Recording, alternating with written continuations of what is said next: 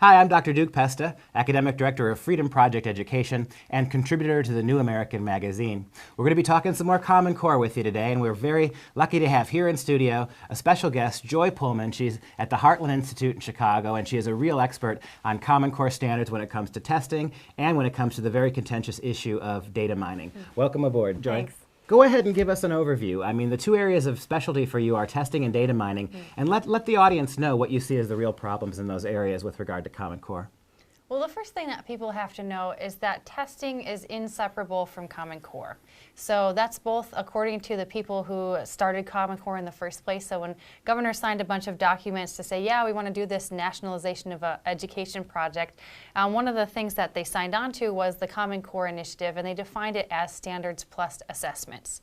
So those assessments, those tests, are the enforcement mechanism to make sure that Common Core gets into the minds and into the hands of teachers and children in the classrooms. You know, it's not just a set of goals that people made up, but it actually is enforced, you know, on classrooms. And so the tests are inseparable to what Common Core is aiming to do with kids, and that's where we get all the problems with data mining that we talk about. But the biggest one, or kind of the basic setup, is that to administer a Common Core test, there are two national Common Core testing organizations. To administer one of those tests, states, and that's upwards of 40 states have decided that they're going to replace their state tests with Common Core tests. They signed a contract with those Common Core organizations, testing organizations, saying that they would give to them whatever data that they requested that they thought was necessary in order, you know, to put into their data banks that they're compiling about children. So for example, one of the organizations, Smarter Balanced, one of the testing groups, says that they're interested in looking at student behavior, their attitudes, their persistence, their discipline, and so forth. So a lot of non-academic things that a lot of parents aren't comfortable with having outside organizations collecting about their child. And so the reason I call this the student data pipeline is because states have promised these organizations they'll give this information to them, or basically giving them a blank check, whatever information they think is necessary, and they've promised that they'll change their state laws or their regulations according to whatever's necessary to get that carried out. And then these organizations, because they're funded only and exclusively by the federal government, have turned around and written contracts, signed contracts with the federal government saying, we'll give you open and complete access to all of this data. That's almost a word-for-word quote. Open and complete access to any and all data collected at the state level. So I call it the student data pipeline. It goes from the school, probably through the tests, but also through school employees that are collecting information about kids, what their family makes in a year, whether they are on federal free and reduced price lunch, their individual education plans, if they have special needs, their medical needs, and so forth. They put that into state databases, and states turn around, open it up to those Common Core organizations, which in turn open up to the federal government. So we have a mass of student information available and open and unprotected personal information about kids that is really literally being collected through Common Core. Now, what would you say, Joy, about those critics out there who say, well, what could possibly be wrong with testing? What could possibly be wrong with one set of standards? And this is a softball question, I know. One set of standards, one set of tests to go with those standards. What are people not seeing who make that argument? Well, the problem is when you create one governmentally enforced system of education that everybody has to buy into, you're kind of enhancing the education monopoly that the state already holds. And so the problem with that is that special interests, they seek out power sources, right? If you want to have influence over the nation, obviously, to get control over more kids, to have more of your policies enacted across more states and more school districts, then you have to seek out the areas where you can get that power. And so you're creating these power centers that are really attractive to special interests, and we know from the history of humankind that they are naturally going to seek that out. That's going to target. And the problem with special interests, of course, is they have time and money and the power to stay dogged on their pursuit of their goal day after day, week after week, year after year. Well, parents, like you and me, other citizens who are paying for public education, we have jobs, we have children. That's part of the reason we're invested in this. So while we're distracted minding our own business and caring about our duties, special interests are using all of our distraction, to capitalize on the power centers that have been set up neatly for them to capture. So that's why, for example, folks, when they want to get anything done, they try to have the federal government do it because it's so much work to go through all those annoying state legislatures and so forth.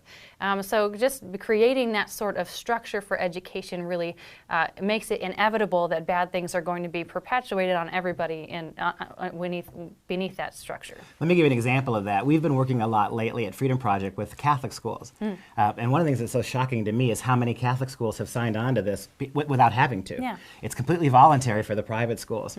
And there's this weird notion among Catholic education administrators that we can somehow have Common Core, but this isn't going to pull us closer to the federal government. Sure. A federal government that, by the way, has been obviously hostile to Christianity in general and Roman Catholicism in particular. Think of the Health and Human Services mandate. One of the things that's most alarming about it, and here's one of those interest groups that as an example, it was a video of a Roman Catholic nun talking about why her Catholic school district was adopting Common Core. And she made the argument that all the public schools are going over to this. Right. And if we don't go over to this, we're going to be left out in the cold. Because what's happening, she admitted this, what's happening is all the textbook publishers have gone completely Common Core.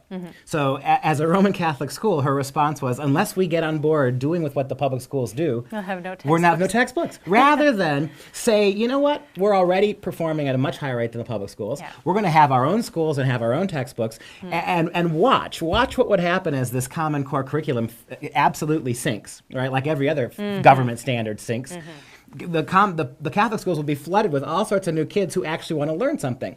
But ironically, the Catholic schools are completely Like they have been for decades. Completely selling out to Common Core. In other words, they're cutting their own throats. By joining the consortiums that are voluntarily using Common Core, they are furthering the process of the elimination of any textbook that's not Common Core. Right. Well, that's the problem. I mean, the more that you, the more that you join up with all the people who are doing things that take away your freedoms, the faster, of course, your freedoms are going to be taken away. Well, also, you're just thinking, you know, private schools offer an alternative to public schools. So if a parent is already annoyed with the public schools, what they're doing, they're going to look for something different. So if you're just going to do the same thing as a public school, you might as well be one. You know, the funny thing is when we talk to moms and dads, Catholic school moms and dads, or private school moms and dads, they get it. Yeah. When we talk to, in the case of the Catholic schools, that when we've been able to get in and see bishops and people who are above the education administration, they seem to get it. Yeah. It's the educational administrators, and this is par for the course, because the same people who run Catholic schools education programs are the same people teaching in the public schools and the same people putting the curriculum together. Well, because the only way to get a certification or a piece of paper saying that you're an education expert is to go through the monopoly, the teacher certification monopoly, the higher education, monopoly. The only, that is completely clamped down, by folks who think that education doesn't mean learning things. It means, being a social justice person. It means, advocating for change in your community, and so on and so forth. So when you have all the teachers from, private, public, so on and so forth, being forced to all funnel through one way of training teachers and a really politicized and rotten higher education system, then you basically have the same bad ideas spreading everywhere. So that's the problem with the Common Core test, because then they make all the schools funnel in the same direction, not only just with their teacher training, but also with their curriculum. Joy makes a great point. As somebody whose job is at the university level to help train future education majors, the entire curriculum is activist. It's not about education anymore. It's what you said at the beginning of your little comment there was fantastic, because it's 100% activism. And you see this, what's going to happen to the Catholic schools too, is this, or the private schools, this odd notion that you can somehow get in bed with government, and yet you'll be able to keep them at arm's length. We've seen historically what a losing proposition that is. Will you talk a little bit, though, about specifically, a little bit more about data mining, because this is the most shocking thing when we talk to families. Most families have no idea about this. Sure. And so give us a last word here about what you see the long-term dangers of data mining. Well, we'll start with the fact that in 2012, the federal government basically rewrote federal privacy law called FERPA, the Family Education Rights and Privacy Act, to say that it or any government entity or any private entity they designate, individual business, they're allowed to share any information they have about your child without your knowledge or consent. So that's the way that the law is. So people think, oh, there's privacy laws. The privacy laws don't mean anything. And so what this means is that the more that people are able to get really highly personal information about you, the more sorts of, the real goal is social engineering. I don't like to use explosive sorts of things like that, but this is very obvious. The goal is to create a workforce that responds to the needs of the 21st century as determined by the central planners. And so the hope, this is literally, people say this, the idea is that the more data we can get on people, the more we can change people. So the idea is to basically get a blueprint. So for example, I just read this the other day, this wild thing. The Department of Defense put out a proposal requesting a contractor to build a portable EEG machine, and they envisioned that this would be used in classrooms to hook up every child with a brain scanner. That's what it is. It's a brain scanner to be feeding all of this data into a massive database. We know that the federal government can monitor and track, all to help improve education. That's always what happens when people want more data about your personal life. They want to improve things for you, but what they want to do is improve it in the way they want and take the power away from you to control things and make decisions about your own life with your own information and your own priorities. Joy, if it walks like socialism, talks like socialism, and oppresses like socialism, the odds are pretty good at socialism. Well, these are some horrifying things, and the more you delve into Common Core, the more shocked you're going to be. Joy, it's a pleasure having you here today, and if you want more information, please go to thenewamerican.com.